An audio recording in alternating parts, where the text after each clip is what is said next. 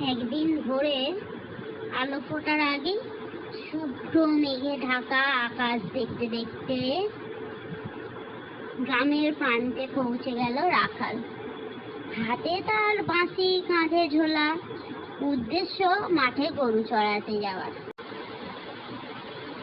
তো রাখালের উদ্দেশ্য ছিল মাঠে গরু চড়াতে যাবে। তো রাখাল মাঠে গরু চড়াতে এলো এবং সে তার সুন্দর সময়টা কাটাচ্ছে।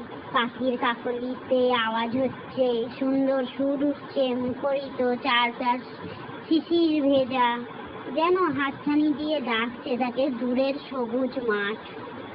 বাঁশির সুরে ভরে উঠল রাখালের মন।